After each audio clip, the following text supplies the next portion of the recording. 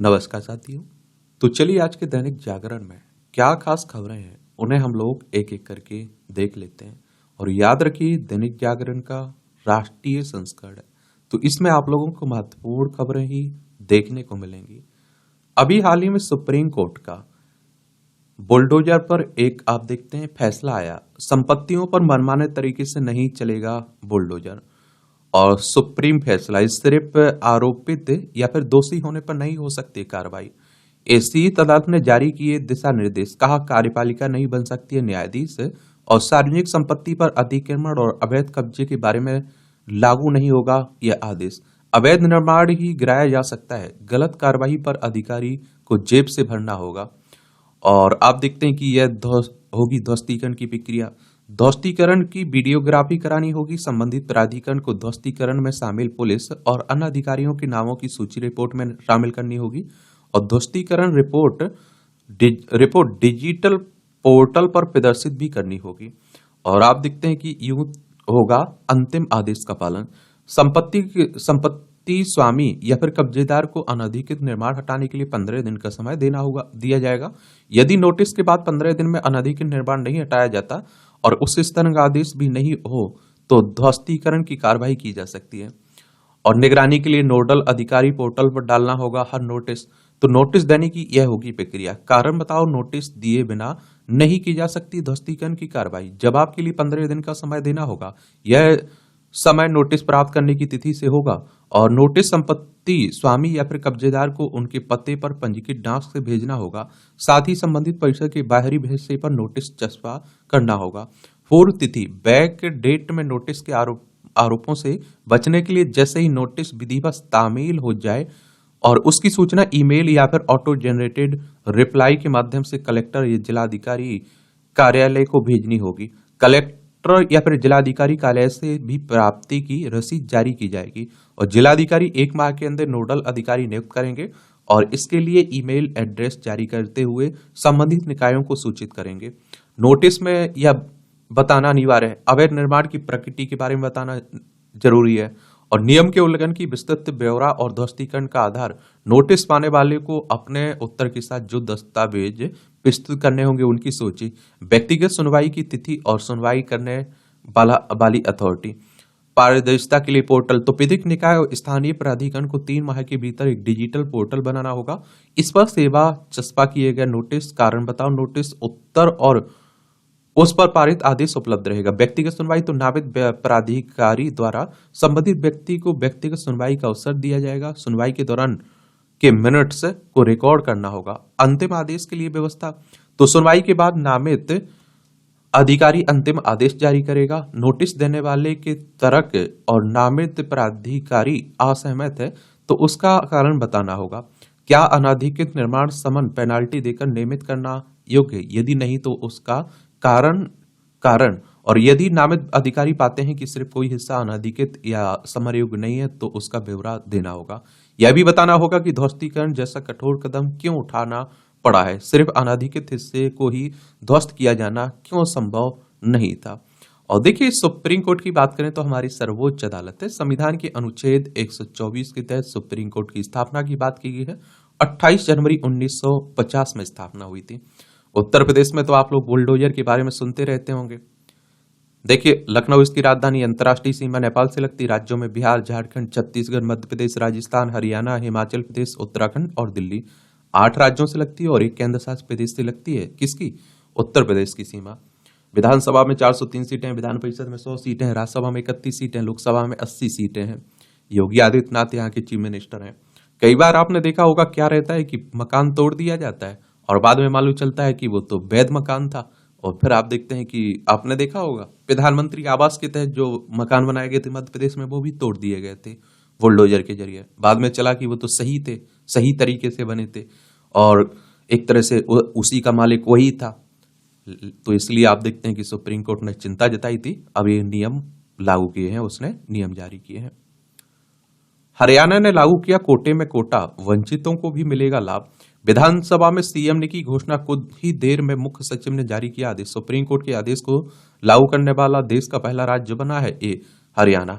देखिए कोटे में कोटे कहने का मतलब समझ रहे हैं, मान लीजिए कि एक अनुसूचित जाति की बात कर लेते हैं और उसे आप देखते हैं कि अगर हरियाणा में 10% या 15% आपके ये आरक्षण मिला हुआ है, तो उसी 15% में से जिन अनुसूचित जाति के लोगों को, जिन जातियों को आरक्षण का फायदा मिल चुका है, उन्हें कम फायदा दिया जाएगा और जिन्हें हकीकत में जरूरत है उनको अधिक आरक्षण दिया जाएगा। तो उसी कोटे की बात हो रही है। और अभी हरियाणा में चुनाव भी हुए थे विधानसभा सीटों के लिए, तो 90 सीटों के लिए चुनाव हुए थे और आप देखते हैं कि चंडीगढ़ इसकी राजधानी देखने को मिल जाएगी हरियाणा की। और आप लोगों को मालूम होना चाहिए 1 नवंबर 1966 में बनाया गया था इसे राज्य। बंडारू दत्तात्रेय यहाँ की राज्यपाल है, नवाब सिंह सैनी यहाँ की मुख्यमंत्री हैं। राज्यसभा में 5 सीटें हैं, लोकसभा में 10 सीटें हैं। 44,212 वर्ग किलोमीटर में फैला हुआ है आपका क्या हरियाणा। और देखिए क्या रहता है कि आप भी जानते हैं कि कई लोगों को आरक्षण का फायदा मिल चुका है, तो उन्हें कब मिलना चाहिए, यही कहा जा रहा है। क्योंकि अनुसूचित जाति और अनुसूचित जनजाति में क्रीमी लेयर की अवधारणा लागू नहीं है ना। क्रीमी लेयर कहना है ओबीसी में लागू है, पिछड़ा वर्ग में। क्रीमी लेयर कहने का मतलब है कि जिन लोगों को फायदा मिल चुका है उन्हें रास्ता बाहर दिखा देना, किसका, आरक्षण का। जम्मू कश्मीर में आतंकी घटनाओं में 70% की कमी हुई है, ये कौन कह रहा है? गृह मंत्रालय ने एक संसदीय समिति को बताया कि मोदी सरकार के दौरान 2019 के बाद से जम्मू कश्मीर में आतंकवाद संबंधी घटनाओं में 70% से अधिक की गिरावट देखी गई। गृह सचिव गोविंद मोहन ने बताया कि पिछले 5 वर्षों में आतंकवाद से संबंधित मामलों में कमी आने के बावजूद लश्कर ए तैयबा और जैसे मोहम्मद जैसे आतंकी संगठनों का खतरा अभी भी मंडरा रहा है। जम्मू कश्मीर से 370-35 से हटाने के बाद जम्मू कश्मीर को 2 भागों में बांट दिया गया। लद्दाख और जम्मू कश्मीर दोनों केंद्र शासित प्रदेश हैं। जम्मू कश्मीर में दिल्ली की तरह विधानसभा है। विधानसभा में कितनी 90 सीटें हैं। अमर अब्दुल्ला यहाँ के नए चीफ मिनिस्टर भी बन गए हैं। महंगाई के आंकड़ों से निकला शेयर बाजार का दम। विदेशी संस्थागत निवेशकों को की बेरुखी से परेशान शेयर। देश के शेयर बाजार ने महंगाई के नए आंकड़ों के सामने पूरी तरह आत्मसमर्पण कर दिया। बुधवार को बीएसई का मानक सूचकांक 984 अंकों की गिरावट के साथ हुआ बंद। एक महीने पहले जिस सेंसेक्स के 90,000 की ऊंचाई पर पहुंचने की बात कही जा रही थी, वही पिछले 4 महीने की न्यूनतम स्तर 77,691 पर बंद हो गया है। कोचिंग संस्थानों के झूठे भ्रामक दावों पर रोक। केंद्र ने कोचिंग संस्थानों के भ्रामक विज्ञापन पर कार्रवाई के जारी निर्देश किए हैं और सफल अभ्यर्थियों के नाम तस्वीर का उपयोग करने के लिए लिखित सहमति जरूरी है। मैं आप लोगों से कल ही बात कर रहा था ना, कह रहा था कि देखिए क्या रहता है कि कोचिंग वालों के चक्कर में मत रहिए। ये क्या रहता है, दिल्ली में अगर आप जाएंगे ना, बड़े शहर में जाइए, इलाहाबाद में जाइए, एमपी में जाइए, आप लोग एमपीपीएससी के लिए, तो एक ही व्यक्ति की कोचिंग, कई कोचिंग में एक ही व्यक्ति की तस्वीर जो सफल हो गया है उसकी तस्वीर कई जगह आप लोगों को कई कोचिंग में देखने को मिलेगी। तो ये बात याद रखना चाहिए। या आप देखते हैं कि इसमें केंद्रीय उपभोक्ता संरक्षण प्राधिकरण द्वारा तैयार अंतिम दिशा निर्देश राष्ट्रीय उपभोक्ता हेल्पलाइन पर मिली कई शिकायतों के बाद जारी किया गया। सीसीपीए ने अब तक 54 नोटिस जारी किए हैं और करीब 54 आप देखिए 60 लाख रुपए का जुर्माना भी लगाया है। एक कैंसर, आप देखते हैं कि कैंसर पीड़िता के बेटे ने डॉक्टर को मारा चाकू। ये कहां की बात है? मां का इलाज कराने आए युवक ने 7 बार डॉक्टर की हालत गंभीर है। ये कहां? चेन्नई की बात हो रही है। आतंकी ढल्ला का साथी जंटा भी कनाडा में गिरफ्तार हुआ है।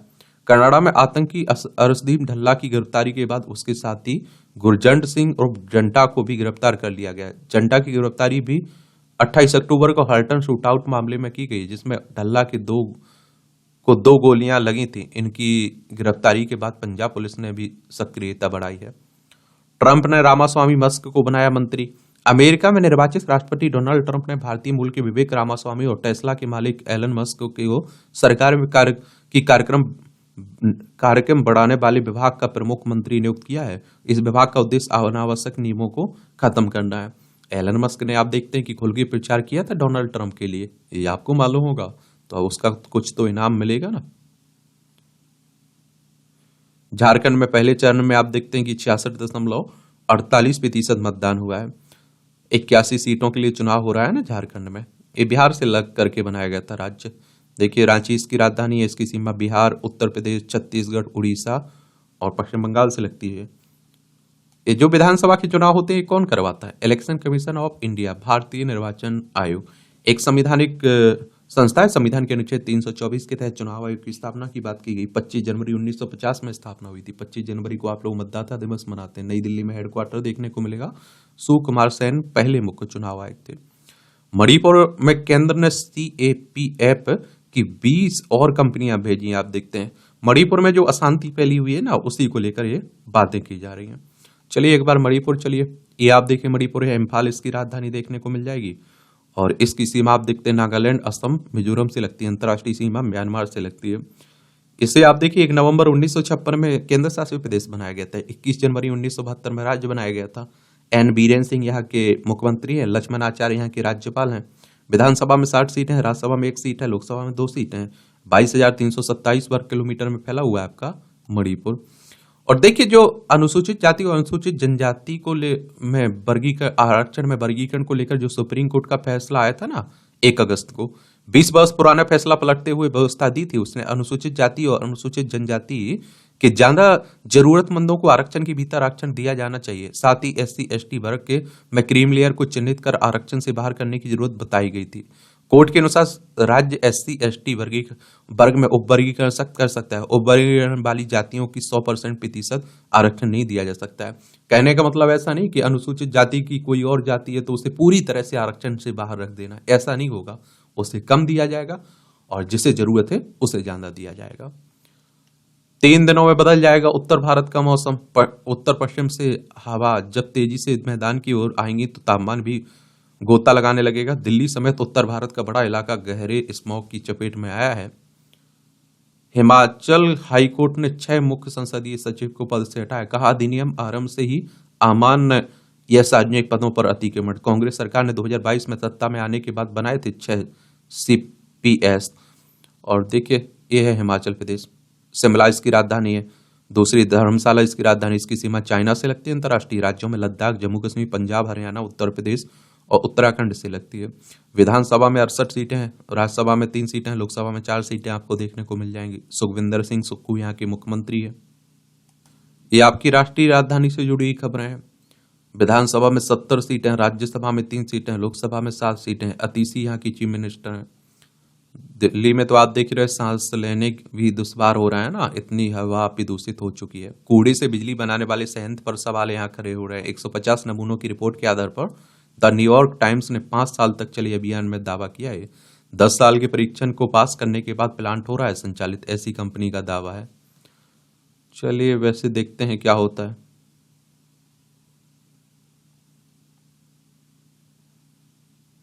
देख लीजिए पहली बार गंभीर श्रेणी में पहुंची हवा। बड़ी बुरी स्थिति बनी हुई है। कई कारण इसके लिए जिम्मेदार हैं, ऐसा नहीं कि एक जिम्मेदार है।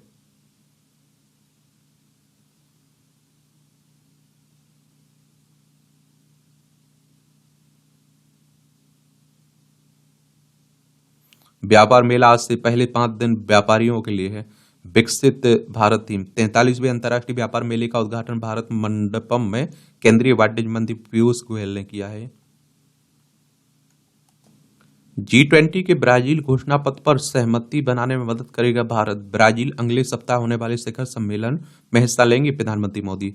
भूखमरी खत्म करने और वैश्विक संस्थानों में सुधार के लिए एजेंडे पर रहेगा भारत को जोर। देखिए 26 सितंबर 1999 में इसकी स्थापना हुई थी और अंतर्राष्ट्रीय संगठन है। वैश्विक अर्थव्यवस्था में प्रमुख मुद्दों पर चर्चा करने के लिए व्यवस्थित रूप से महत्वपूर्ण औद्योगिक और विकासशील अर्थव्यवस्थाओं को एक साथ लाना है। इसमें 21 मेंबर देखने को मिलेंगे सदस्य। इसमें अर्जेंटीना हो गया, ऑस्ट्रेलिया हो गया, ब्राजील, कनाडा, चीन, France, Germany, Bharat, Indonesia, Italy, Japan, Mexico, रूस, सऊदी अरब, दक्षिण अफ्रीका, दक्षिण कोरिया, टर्की, यूनाइटेड किंगडम, संयुक्त राज्य अमेरिका, यूरोपीय संघ, अफ्रीकी संघ आपको देखने को मिल जाएगा। पश्चिम एशिया की हालात गंभीर चिंता का विषय है। जनसंघ कह रहे हैं 2 राष्ट्र सिद्धांत के जरिए फलस्तीन मुद्दे को सुलझाने के लिए अड़े गए और सऊदी अरब को क्षेत्र में स्थिरता लाने में महत्वपूर्ण ताकत बताया। ये आप लोग देख रहे हैं ना कि इजराइल हमास में चल ही रहा है।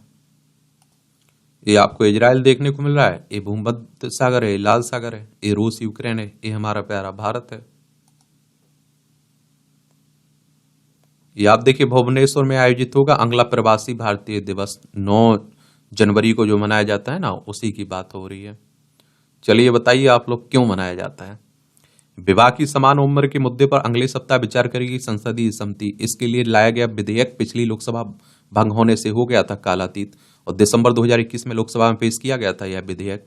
और इसमें कहा गया कि दोनों, आप देखिए, चाहे वो लड़का हो या लड़की हो, दोनों के लिए बराबर उम्र रखने की बात हो रही है। और इसमें आप देखते हैं कि 21 साल करने की बात हो रही है। आप लोग क्या सोचते हैं इस पर? अपनी राय आप लोग दे सकते हैं।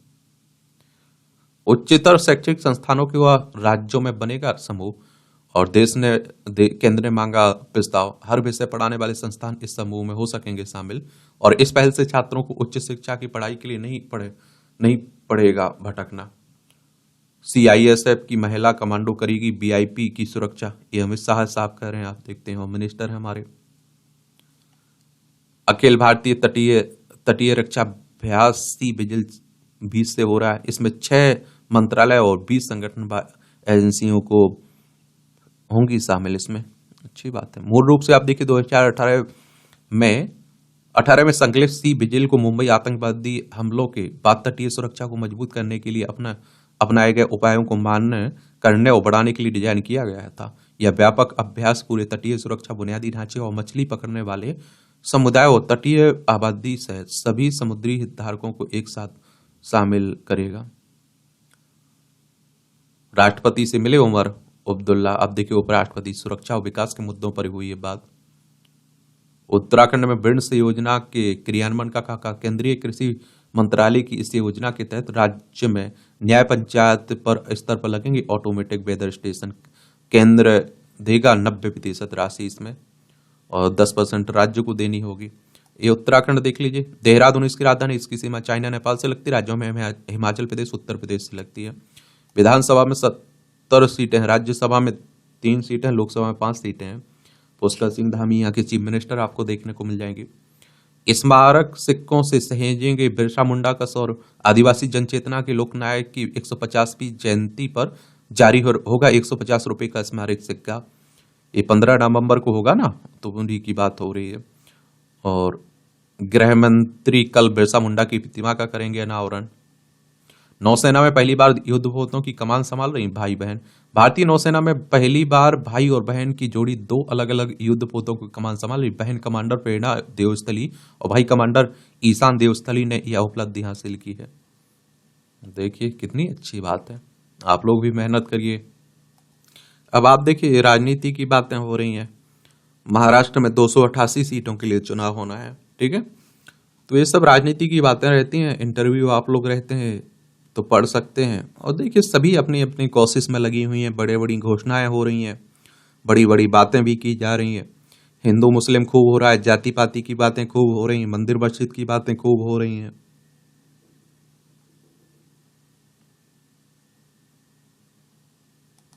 ये आप देखते हैं कि बुलडोजर को लेकर ही बातें हो रही। कानून के शासन की अवधारणा नागरिकों को सरकार की सख्ती से बचाने के लिए सुप्रीम कोर्ट कह रहा है। कहा, बुलडोजर कार्रवाई शक्तियों के पृथक्करण के सिद्धांत का उल्लंघन है। कार्यपालिका को पारदर्शी तरीके से करना चाहिए, काम मनमाने नहीं।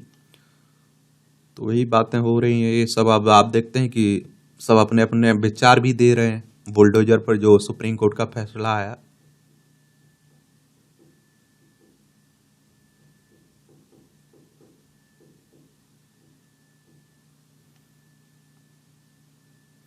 न्यायमूर्ति सूर्यकांत बने सुप्रीम कोर्ट विधिक सेवा समिति के प्रमुख। सिंधु जल समझौते पर जम्मू कश्मीर में सियासत हो रही है। ये अब आप देखते, महबूबा का आरोप के समझौते पर विवाद पैदा कर मुख्यमंत्री उमर अब्दुल्ला का एजेंडा, भाजपा का एजेंडा ही बढ़ा रहे हैं। कहा, तय मुद्दों को विवाद में लाने से भारत पाकिस्तान के बीच से तनाव बढ़ेगा, नुकसान विदेश का होगा।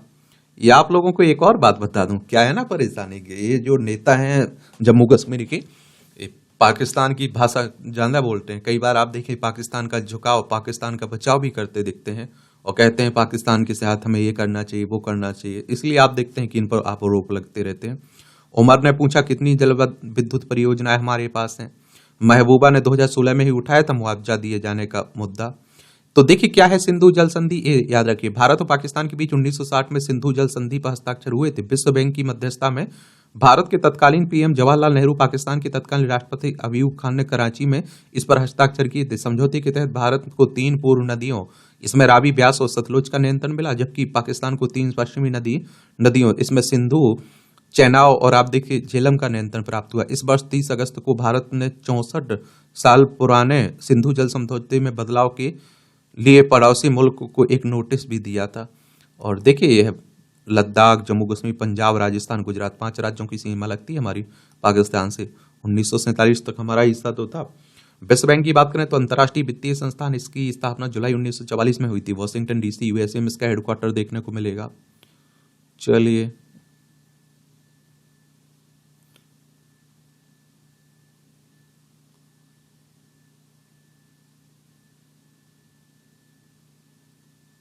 ये अग्निवीरों को 5 वर्ष के लिए 10 लाख का ब्याज रहित ऋण देगी हरियाणा सरकार।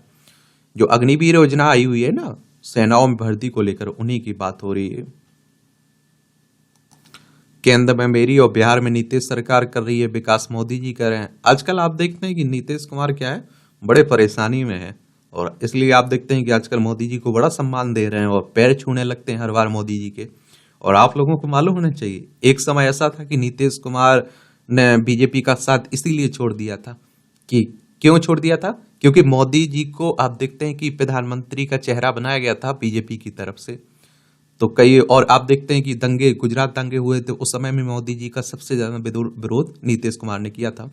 ये कई घोषणाएं हुई है ना। कल पीएम मोदी ने अपने संबोधन के दौरान कई घोषणाएं की है। कहा पहले डॉक्टरी पढ़ने के लिए इंग्लिश जरूरी थी, लेकिन हमारी सरकार में मेडिकल और इंजीनियरिंग की पढ़ाई मातृभाषा में करने की सुविधा है। कर्पूरी ठाकुर को श्रद्धांजलि देते हुए कहा बीते 10 वर्षों में मेडिकल में 1 लाख सीटें जोड़ी गई हैं, जल्द ही 75,000 सीटें और जोड़ी जाएंगी। एनडीए सरकार में एयरपोर्ट एक्सप्रेस पे मजबूत हो रहे हैं, जल्द दरभंगा से रांची की उड़ान भरेगी। 3400 करोड़ रुपए की लागत से सिटी गैस डिस्ट्रीब्यूशन का काम शुरू किया गया है।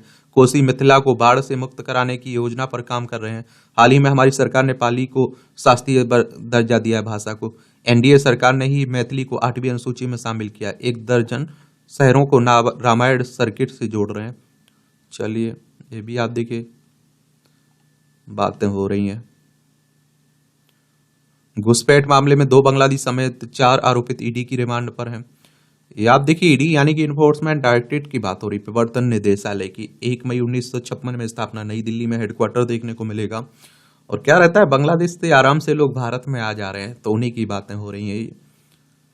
एनआईए को बंगाल में आतंकियों की तलाश में 9 संदिग्ध बैंक खाते मिले हैं। एनआईए यानी कि नेशनल इन्वेस्टिगेशन एजेंसी की बात हो रही, 2009 में इसकी स्थापना हुई थी।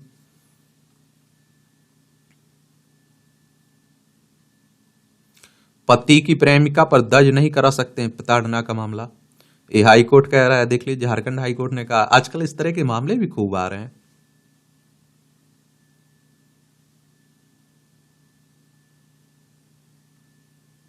एक प्रशंसकों की मांग पर कोल्ड फिले ने अहमदाबाद में करेगा चौथा शो।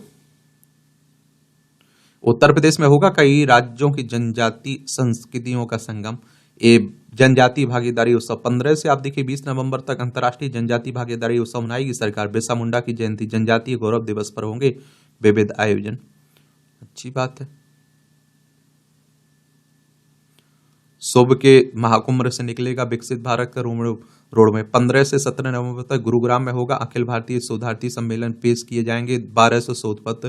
पहली बार औपनिवेशिक मानसिकता की जगह भारतीय ज्ञान परंपरा के जरिए बौद्धिक नीति देने की तैयारी हो रही है। देखिए उत्तर प्रदेश में जो बच्चे आंदोलन कर रहे हैं, छात्र आंदोलन कर रहे हैं, और यूपीपीसीएस और आरओ की प्रारंभिक परीक्षा को लेकर वो कह रहे हैं कि एक ही दिन में करवा दीजिए भैया, 2 दिन में मत करवाइए, और नॉर्मलाइजेशन का कोई बवाल मत खड़ा करिए। तो प्रयागराज में 3 उपद्रवियों को भेजा गया जेल, 8 कोचिंग संचालकों को नोटिस दिया गया है। और देखिए मैं तो इनके साथ हूं, बच्चों के साथ हूं। एक देश एक चुनाव की बात कर सकते हैं, एक राशन एक देश एक राशन की बात कर सकते हैं। तो मुझे लगता है कि अगर एक साथ बच्चे, अगर कुछ लाख बच्चे हैं, अगर वो उन्हें पेपर आप एक साथ नहीं करवा सकते हैं, तो फिर मुझे लगता है क्या बोले हम। और बात रही आप कह रहे हैं कि नहीं हम नकल नहीं हो, पेपर आउट ना हो, इसलिए इस तरह के कदम उठाए जा रहे हैं। तो पहले भी मैंने कहा कि अगर आप नियम थोड़े टाइट बना देंगे ना, जो उत्तर प्रदेश सरकार है और आयोग है, तो मैं कह रहा हूँ सब रुक जाएगा। एक बार आप लोग उन संस्थानों को, उन सब लोगों को कह दीजिए जो इस पेपर करवाने में शामिल रहते हैं कि अगर आपके यहाँ से पेपर आउट हुआ तो आपकी जिंदगी झंड हो जाएगी, आपसे पूरा मुआवजा वसूला जाएगा और तगड़ी आपको सजा दी जाएगी। मैं कह रहा हूँ आयोग को सरकार को कदम नहीं उठाने पड़ेंगे, वो स्कूल खुद कदम उठाएंगे। वो छात्र जो आप देखते हैं कि वहाँ जो भी वो होंगे, कौन जो आप देखेंगे कि इस टीचर होंगे, वो खुद उठाएंगे। छात्रों से कह दीजिए कि भैया आपको शामिल अगर पाए गए तो आप पेपर नहीं देने पाएंगे आगे। तो वो भी मैं कह रहा हूं कि इस तरह का कदम उठाएंगे, जागरूक रहेंगे। थोड़ा ध्यान रखना चाहिए सरकार को, ठीक है। जनरल उपेंद्र द्विवेदी 5 दिनी यात्रा पर जाएंगे नेपाल। भारत के सेनाध्यक्ष हैं।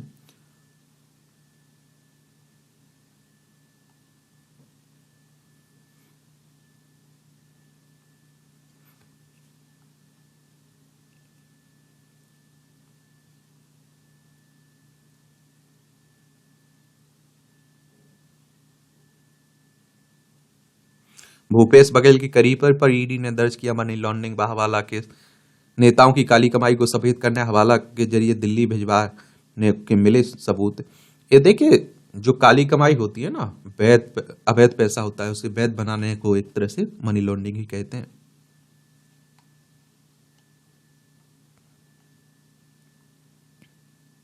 ये पराली प्रबंधन से क्षारीयता खत्म की तो बंजर भूमि पर लहराने लगी फसल। पर्यावरण के लिए नुकसानदेह फसलों के अवशेष से जमीन को उपजाऊ बना राजीव ने पेश की नजीर। मैंने आप लोगों से कहा ना कि जो पराली बचती है, जो आप देखिए फसल कट जाती है, उसके बाद जो अवशेष बचते हैं उसका देसी खाद में उपयोग कर सकते हैं। बहुत और भी उद्योगों में उसका उपयोग कर सकते हैं। बस थोड़ी पहल होनी चाहिए सरकार की तरफ से, किसानों की तरफ से। एल्यूमीनियम स्क्रैप पर आयात शुल्क बढ़ाने की मांग हो रही है। रुपए में गिरावट से महंगी होगी मैन्युफैक्चरिंग। अधिकतर कच्चे माल की आयात से इलेक्ट्रॉनिक्स, इलेक्ट्रिकल्स और फार्मा जैसे सेक्टर होंगे प्रभावित। और देखिए, विदेश में पढ़ने वाले बच्चों के माता पिता पर बढ़ेगा बोझ। और आप देखिए, पेट्रोलियम खाद का आयात बिल बढ़ने से सरकार पर बढ़ेगा वित्तीय बोझ। मैन्युफैक्चरिंग लागत बढ़ने से विदेशी बाजार में इन वस्तुओं का निर्यात होगा प्रभावित। 15.6 अरब डॉलर रहा भारत का इलेक्ट्रॉनिक्स निर्यात अप्रैल से सितंबर के दौरान। 48 अरब डॉलर रहा भारत का इलेक्ट्रॉनिक्स आयात चालू वित्त वर्ष के पहले 6 महीनों में। देखिए, आयात का मतलब होता है कुछ खरीद रहे हैं, निर्यात का मतलब होता है कुछ बेच रहे हैं। निर्यातकों को होगा फायदा, तो डॉलर के मुकाबले रुपये में गिरावट से निर्यातकों को फायदा होगा क्योंकि उन्हें डॉलर में भुगतान मिलता है। हालांकि फिलहाल देश के निर्यात का प्रदर्शन बेहतर नहीं चल रहा है, इसलिए निर्यातकों को भी रुपये में गिरावट का खास फायदा नहीं होने वाला है। चालू वित्त वर्ष की आप देखते हैं कि तिमाही पहली छमाही में निर्यात में मात्र 1% की बढ़ोतरी, इस अवधि में आयात 6% की अधिक बढ़ा है। गोल्ड ETF में 1961 करोड़ रुपए का आप देखिए रिकॉर्ड निवेश। ट्रेडेड फंड की बात हो रही है। HDFC और SBI महत्वपूर्ण बैंकों की सूची में शामिल। RBI ने SBI, HDFC और ICICI बैंक को फिर से घरेलू प्रणालीगत रूप से महत्वपूर्ण बैंकों की सूची में शामिल किया। केंद्रीय बैंक ने बुधवार को DSSIB की सूची जारी की। SBI अब भी आप देखिए बकेट 4 में है, जिसके लिए देश के सबसे बड़े ऋणदाता को 0.80% की अतिरिक्त CET 1% रखना होगा। एचडीए बैंक को बकेट 2 में रखा गया है। RBI हमारी रिजर्व बैंक ऑफ इंडिया है, केंद्रीय बैंक है। 1 अप्रैल 1935 में स्थापना हुई थी। मुंबई महाराष्ट्र में इसका हेडक्वार्टर देखने को मिल जाएगा। अरविंद सिंह साहनी होंगे IOC के नए चेयरमैन। इंडियन ऑयल कॉरपोरेशन के 19 को खुलेगा NTPC ग्रीन का IPO। अक्टूबर में यात्री वाहनों की थोक बिक्री में वृद्धि हुई है।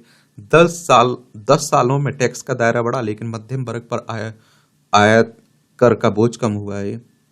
और सालाना 20 लाख रुपए तक कमाने वाले मध्य वर्ग को 10 साल पहले के मुकाबले अब देना पड़ रहा है कम इनकम टैक्स। अदानी समूह अमेरिका में 10 अरब डॉलर का निवेश करेगा। नई खरीफ फसल की आवक से प्याज कीमतों में और गिरावट की उम्मीद जताई जा रही है। भ्रष्टाचार मामले में महाराष्ट्र के पूर्व गृह मंत्री अनिल देशमुख को क्लीन चिट दी गई है। मामले की जांच करने वाली सेवानिवृत्त जस्टिस ने कहा कि यही बात महाराष्ट्र के पूर्व गृह मंत्री पर लगाए गए थे भ्रष्टाचार के आरोप।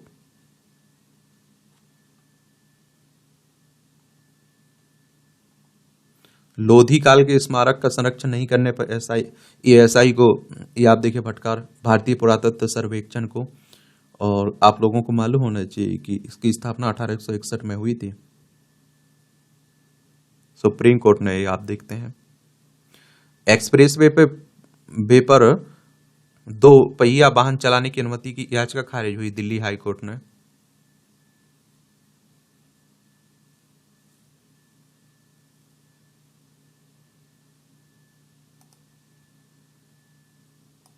ये आपकी अंतर्राष्ट्रीय खबरें हैं। प्रदूषण से निपटने के लिए भारत के साथ आए पाकिस्तान बांग्लादेश। बाकू में आयोजित जलवायु सम्मेलन COP29 के दौरान की बैठक। सिंधु गंगा मैदानी क्षेत्र की वायु गुणवत्ता को प्रभावित करता है प्रदूषण। सबसे गर्म वर्ष बनने जा रहा है 2024, ये भी देखने को मिलेगा।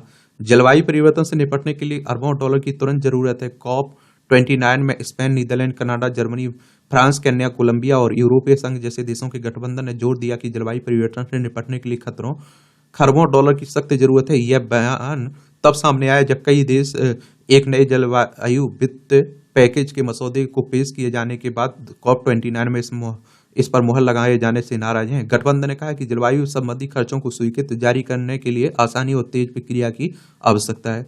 वहीं विकसित देशों का समूह चाहता है कि मसौदा विस्तृत और वैश्विक निवेश लक्ष्यों के अनुसार होना चाहिए, जिसमें सरकारी और निजी कंपनियों और निवेशकों समेत कई स्रोतों से वित्त पोषण शामिल होना चाहिए।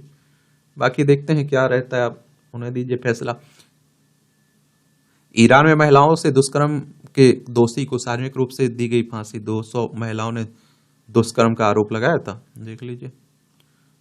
तेहरान इसकी राजधानी है ईरान की। और ट्रंप ने, आप देखते हैं कि विवेक रामास्वामी को जो आपको बताया ना, खुशनुमा माहौल में मिले बाइडेन और ट्रंप। एक राष्ट्रपति हैं, एक होने वाले अगले राष्ट्रपति हैं, शपथ लेंगे 20 जनवरी 2025 को। दुनिया में वैसे आप देख रहे हैं कि ट्रंप ने जताई राष्ट्रपति के तीसरे कार्यकाल की इच्छा, देख लीजिए। अमेरिकी टर्की उत्पाद की पहली खेप भारत के लिए रवाना हुई है। अनुकंपा के आधार पर नियुक्ति निहित अधिकार नहीं है, ये सुप्रीम कोर्ट कह रहा है। एक खेल से जुड़ी खबरें हैं, देख लीजिए। तीसरे T20 मुकाबले में भारत ने दक्षिण अफ्रीका को 11 रन से हराया। ये आप देखिए बॉर्डर गवस्कर ट्रॉफी, ये भारतीय टीम के सामने गंभीर चुनौती बनी हुई है। क्रिकेट को तो आप लोग पसंद करते होंगे काफी। थाईलैंड पर बड़ी जीत दर्ज करने उतरेगी भारतीय टीम। एशियाई हॉकी चैंपियन की बात हो रही है, बिहार में हो रहा है ना, राजगीर में। टीम बदली, मैदान बदला, लेकिन नहीं बदला उत्तर प्रदेश का प्रदर्शन रणजी ट्रॉफी में। निशानेबाज ऐश्वर्य संजीता ने जीता स्वर्ण पदक। ओलंपियन ईश्वर प्रताप सिंह तोमर और संजीता दास ने बुधवार को यूनिवर्सिटी निशानेबाज चैंपियनशिप में बुधवार को 10 metre air rifle mix team में स्पर्धा में स्वर्ण पदक जीता है। सिंधु कुमामोतो मास्टर्स के दूसरे दौर में लक्ष्य आ रही है। आप देखिए टेनिस खिलाड़ियों की बात हो रही है, स्टार शटलर है, बैडमिंटन खिलाड़ी हैं, माफ करिएगा ये लोग, ठीक है। अमनदीप जोहल बने PGTI के CEO, professional golf tour of India के। पहले दिन चमके उज्बेकिस्तान के अब्दुसत्तोरोव नोदरबेक। ये टाटा स्टील शतरंज टूर्नामेंट की बात हो रही है। दुनिया के 1 नंबर 1 खिलाड़ी कार्लसन संयुक्त रूप से दूसरे स्थान पर। महिला वर्ग में भारत की वंतिका अग्रवाल ने बिखेरा जलवा। गुजरात टाइटन ने पार्थिव को बल्लेबाजी कोच नियुक्त किया है। जानिक सिनर ने फ्रिट्ज को हराकर दर्ज की दूसरी जीत। ATP की बात हो रही है। आज 14 नवंबर है ना, और बाल दिवस के रूप में मनाते हैं। आज ही तो पंडित जवाहरलाल नेहरू का जन्म हुआ था, 14 नवंबर 1889 में। 27 मई 1964 में इनकी डेथ हो गई थी। देश के पहले प्रधानमंत्री थे। ये पढ़ लिया करिएगा, देखा करिए, थोड़ा आप लोग जागरूक रहिए थोड़ा, ठीक है। आजकल बहुत सारे डाटा चोरी हो रहे हैं ना। वेदों पुराणों की गाथा बताएंगी तीर्थराज के चट्टी चौराहे। ये आप देखते हैं कि प्रयागराज में महाकुंभ होने वाला है ना, उसी की बात हो रही है। आदि कैलाश दर्शन यात्रा 15 नवंबर से शीतकालीन के लिए हो जाएगी बंद। पंच पूजा के साथ शुरू हुई बद्रीनाथ धाम के कपाट बंद करने की प्रक्रिया। यहां भी आपको जनरल नॉलेज की जानकारी मिल जाती है, परीक्षा के पॉइंट पे से ही पॉइंट मिल जाते हैं। चंद्रमा की सतह पर उतरा चंद्रयान 1 का मून इम्पैक्ट प्रोब। ये 2008 में आज ही चंद्रयान 1 का मून इम्पैक्ट प्रोब यान से अलग होकर चांद पर उतरा था और MIP ने चंद्रयान-1 को सतह से जुड़ी सूचना भेजी। फिर चंद्रयान ने इस जानकारी को पृथ्वी पर भेजा। इसके डाटा ने चंद्रमा की मिट्टी में पानी की मौजूदगी की पुष्टि की थी। जागरूकता के लिए हुए विश्व मधुमेह दिवस की शुरुआत 1991 में आज ही मधुमेह से स्वास्थ्य खतरे के बारे में जागरूकता बढ़ाने के लिए अंतर्राष्ट्रीय मधुमेह महासंघ और विश्व स्वास्थ्य संगठन ने विश्व मधुमेह दिवस मनाने की शुरुआत की थी। इंसुलिन की खोजकर्ता सर फ्रेडरिक वेटिंग की जन्मतिथि की वजह से इस दिन को चुना गया था। और WHO की बात करें, वर्ल्ड हेल्थ ऑर्गेनाइजेशन की बात हो रही, 7 अप्रैल 1948 में इसकी स्थापना हुई थी। जेनेवा स्विट्जरलैंड में इसका हेडक्वार्टर देखने को मिलेगा। 7 अप्रैल को आप विश्व स्वास्थ्य दिवस भी मनाते हैं। संसद को सबसे ज्यादा हंसाने वाले सांसद थे पीलू मोदी। याद देखिए, पीलू मोदी का जन्म 1926 में आज ही मुंबई में हुआ था। अमेरिका से वास्तुकला में उच्च शिक्षा हासिल कर भारत लौटे एवं चंडीगढ़ के प्रोजेक्ट से जुड़ गए। लोकसभा में अपने कार्यकाल के दौरान 1972 के आर्किटेक्ट्स अधिनियम को पारित करने में भूमिका निभाकर वास्तुकार समुदाय और उनके पेशे को मान्यता दिलाई। 1978 से 1983 तक राज्यसभा में रहे। मैं परमानेंट PM में CIA एजेंट हूं जैसे उनकी हंसी के संस्करणों की चर्चा आज भी राजनीति गलियारों में होती है। गर्भावस्था में वायु प्रदूषण के बढ़ने से ऑटिज्म का खतरा। ये बचपन के शुरुआती दिनों में PM 2.5 के संपर्क में आने से 64% बढ़ जाता है बीमारी का खतरा।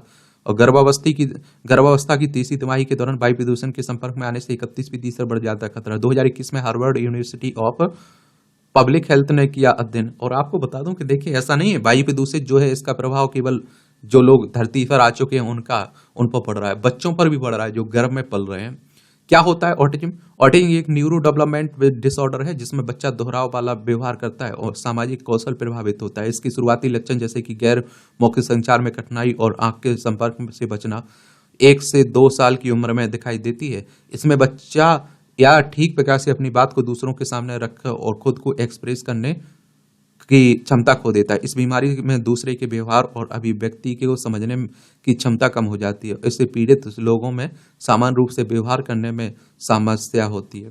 परीक्षा की सफलता के लिए प्रार्थना। दक्षिण कोरिया की राजधानी सेउल के जोगे मंदिर में बुधवार को बौद्ध अनुयायी कॉलेज प्रवेश परीक्षा कॉलेज स्कॉलास्टिक एबिलिटी टेस्ट की पूर्व संध्या पर अपने बच्चों की सफलता की कामना के लिए एक विशेष सेवा के दौरान प्रार्थना करते हैं। ये मीठा खाने की इच्छा को कम करने में मददगार जीन का पता चला है, अनुसंधान कर रहा है। ऑस्कर के लिए नामित लापता लेडीज अब हो गई लास्ट लेडीज। याद देखिए, ब्रिटिश लेखिका सामंता हार्वे ने जीता बुकर पुरस्कार। अंतर्राष्ट्रीय अंतरिक्ष पर आधारित उपन्यास ऑर्बिटल के लिए मिला पुरस्कार। अंतिम सूची में जगह बनाने वालों में महिलाओं का रहा दबदबा। अच्छी बात है। और आप देखिए, बुकर की स्थापना 1969 में हुई थी और यह मूल रूप से अंग्रेजी में प्रकाशित उपन्यासों के लिए दिया जाता है। ठीक है। शोरूम में पुतलों की जगह खड़ी कर दी असली मॉडल। गजब। चाइना की खबर है। या आप देखिए, मूवियों से जुड़ी खबरें हैं, पढ़ना हो तो पढ़ सकते हैं, छोड़ना हो तो छोड़ सकते हैं। और इस तरह से आप देखेंगे कि आज का जो न्यूज़पेपर है इसकी जो कहानी है वो कवर होती है। आप लोग पढ़ते रहिए, एंजॉय करते रहिए। और आपका कोई मेरे लिए सवाल हो, सुझाव हो तो आप लोग जरूर बता सकते हैं। मेरी तरफ से शुभकामनाएं हैं। ठीक है, धन्यवाद।